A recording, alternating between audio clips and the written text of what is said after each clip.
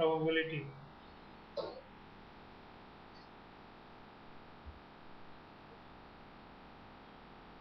As we see some definitions. So one is based on the intuition.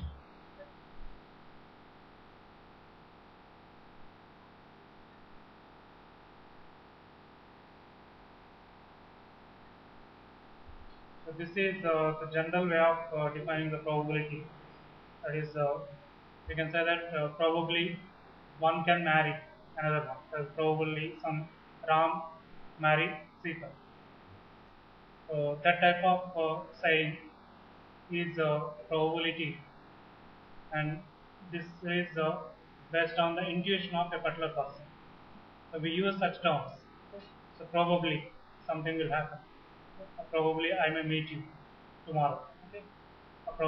Probably someone may come to you tomorrow, like that. So that is based on the intuition. Actually, here this is the generalized way of saying such words. Even though the persons who do not know about the probability use such statements. Okay? Probably I may come to you tomorrow. So that is completely based on the intuition. And the probability of occurrence may be 1 or maybe 0, or it may lie in between any value. Okay? Sometimes it may not happen at all. And there is another way of defining the probability, that is based on uh, the number of outcomes and the favorable outcomes. So we perform certain experiment, we already know the meaning of random experiment. So in a particular random experiment, we have some favorable outcomes, and we know the total number of possible outcomes. So if you know these two numbers, then the ratio can be called as the probability of occurrence of a particular event. So here it is based on the favorable outcomes.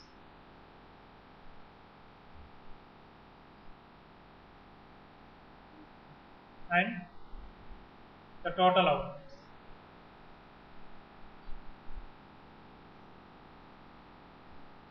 Actually, this is a prior probability. So this type of probability is called as a priori probability. What do you mean by a priori?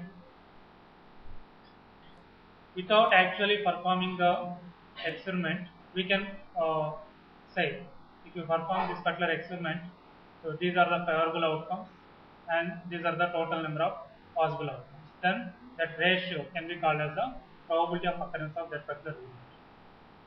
So here, one difficulty with this type of definition is the outcomes of this particular experiment must be equally likely.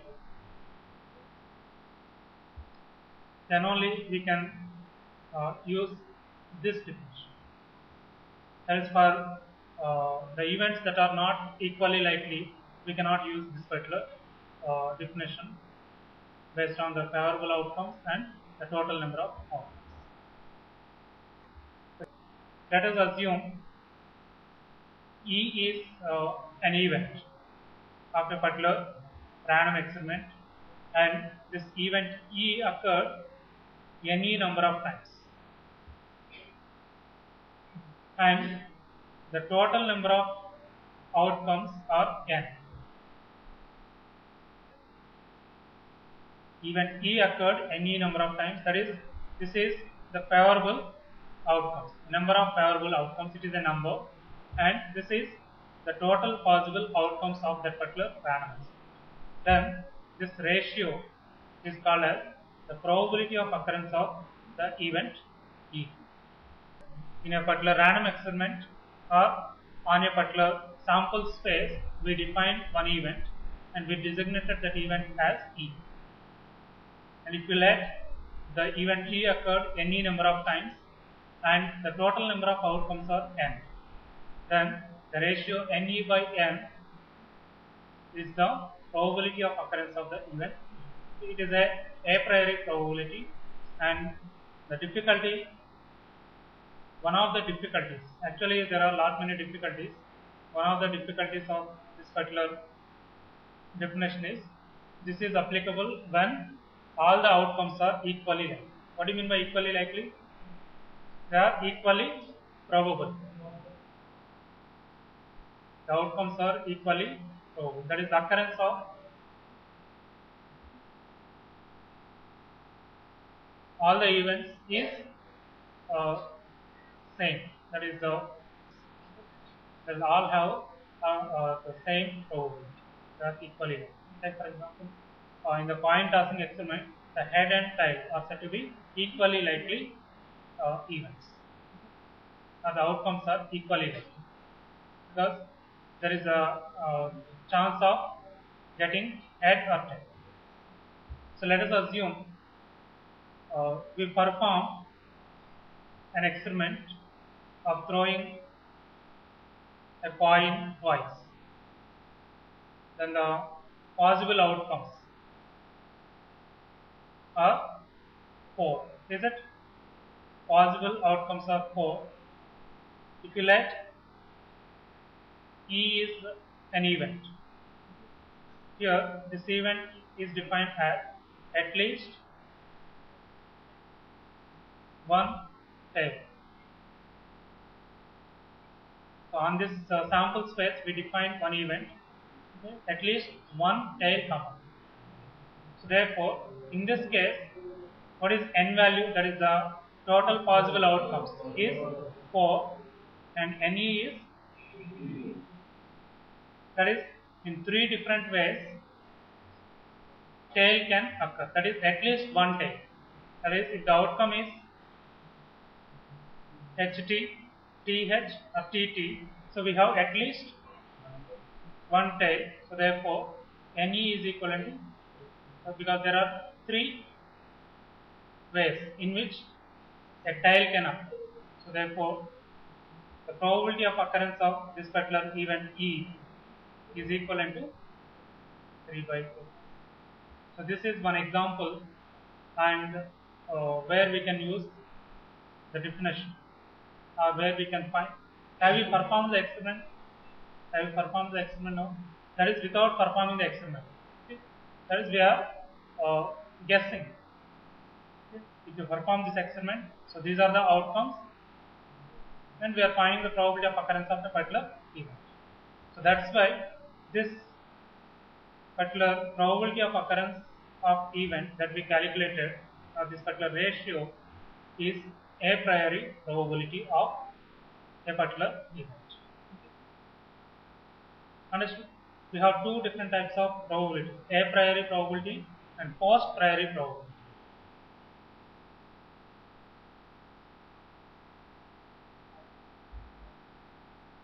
Post priori means we perform some experiment and we observe something. After that, we find the probability of occurrence of some event. That is called the post priori probability, and this is the a priori probability. Understood?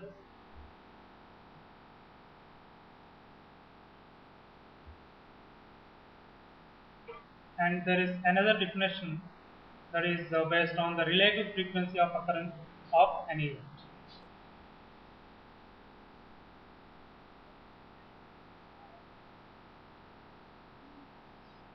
So based on the relative frequency of occurrence of an event, we can also define the probability of occurrence of a particular event. So let us assume we perform an experiment n number of times.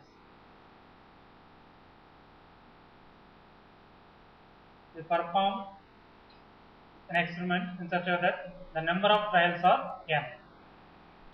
So out of these n number of trials, the event E occurred ne times.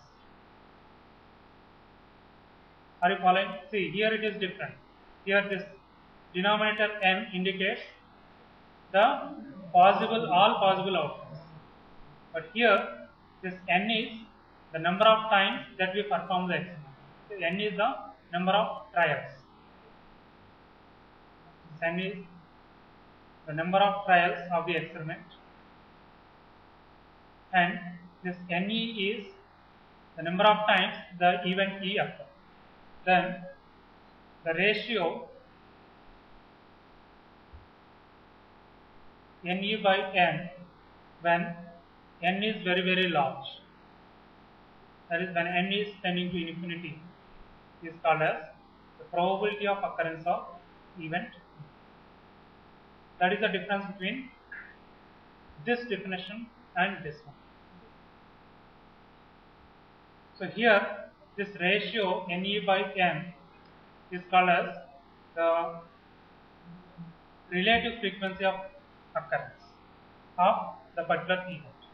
The ratio Ne by n indicates the relative frequency of occurrence of the event E, and when n is very very large, okay, then that particular ratio can be called as the probability of occurrence of the event. Is it clear? For example, you have thrown the coin 1000 times. You have thrown the coin 1000 times and tail occurred 500 times. Then the probability of occurrence of tails is 500 by 1000. Is it clear? But what is the difficulty of this definition? See, the first definition is it is completely based on the intuition. Okay? So here, if you use that definition to model a particular experiment, we cannot go further using mathematics, because we say something and there is no particular definition. But here we can proceed with the mathematics, but this is applicable only to the equally likely events. That is, if all the events of the experiment, all the outcomes of the experiment are equally likely or equally probable, then only we can apply this definition. And what is the difficulty with this definition? Here, in practice, it is not possible to perform infinite number of trials. Is it? Because here, the number of trials should tend to infinity. That is not possible in practice. So we can perform some 1000 trials, 10,000, or 50,000, or 1 lakh times. We can perform an experiment 1 lakh times. That is not always possible. It depends on the complexity of the experimentation. Therefore, n tending to infinity, that condition may not be satisfied in practice. So that is the one difficulty with respect to the definition of the probability. That's why in most of the textbooks we don't use, of course we study these definitions, but the definition that we use in most of the textbooks, we see in most of these textbooks, is the axiomatic definition of the probability. Okay. Now we see what is that. Here, if you let, if this Ne is equivalent to n, Ne is equivalent to 1. That is, we perform n number of trials, and in all the trials, event E occurs. Then, what is the value of P of E? That is 1. For example, out of these n number of trials, Ne doesn't occur. That is, Ne is 0. Then, it is probability of occurrence of that particular event is 0. That is, the probability of occurrence of this particular event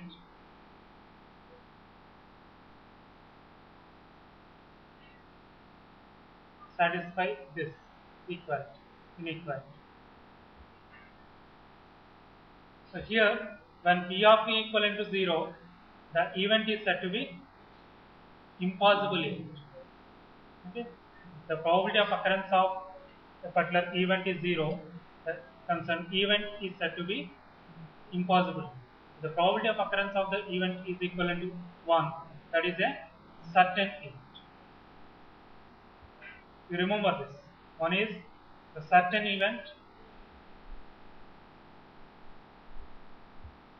another is impossible event.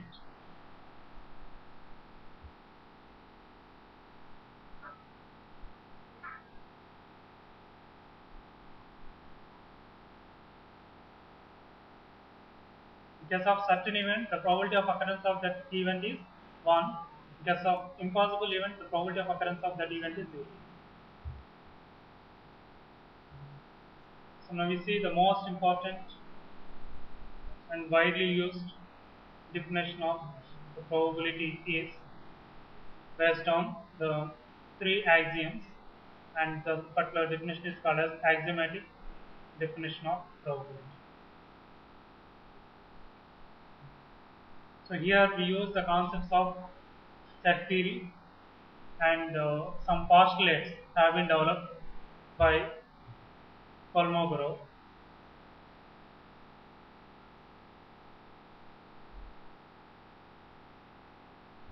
And in most of the textbooks we find this definition. Based on this definition, that proceed further for modeling the various probabilistic random experiments probabilistically. So here we have 3 axioms. So that's why the name axiomatic definition of the probability. So axiom 1 is let this S corresponds to the sample space of a particular random experiment, and E is an event of that particular random experiment. That is, we performed the experiment, we define the sample space, that is the set of all possible outcomes, and we define an event on that particular sample space. Then the probability of occurrence of the event E must be a non-negative number. So that is the first axiom. The probability of occurrence of an event must be non-negative number. Is it? And the second axiom is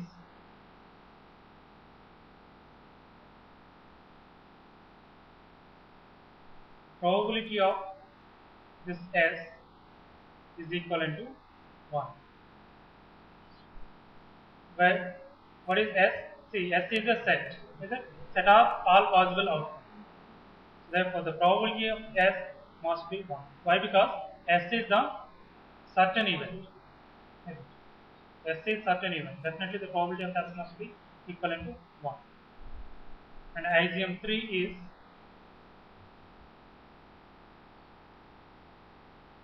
so. Let us see. We have 2 more events. Event A and event B are also defined on the sample space. We already know that we can define 2 power n number of events on a sample space, where small n is the number of elements of the set S. Okay, so let us assume A and B are 2 more events that we define on the same sample space. Then the probability of A or B, that is probability of A union B, is equivalent to probability of A plus probability of B. Here, this AB is equivalent to, if that condition is satisfied, the 2 events are said to be what we call disjoint or mutually exclusive. In case of 2 mutually exclusive events, the probability of A union B is equivalent to probability of A plus probability of B. So this can also be extended to n number of events, n number of mutually exclusive events. So how can you do? Let us assume this is the union of n number of mutually exclusive events. Then the probability of occurrence of this particular event is equivalent to how much? Sigma I equivalent to 1 to n probability of AI, provided that AI intersection some Aj equivalent to pi when I is not equivalent to So that is, this is based on the induction.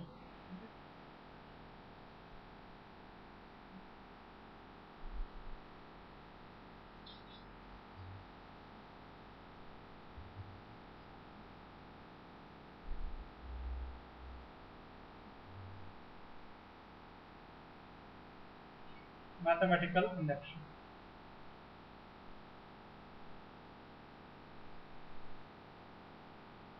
As we can write, see, this is extended, nothing is there. Axiom 3 is extended to, that can be applicable to any number of events.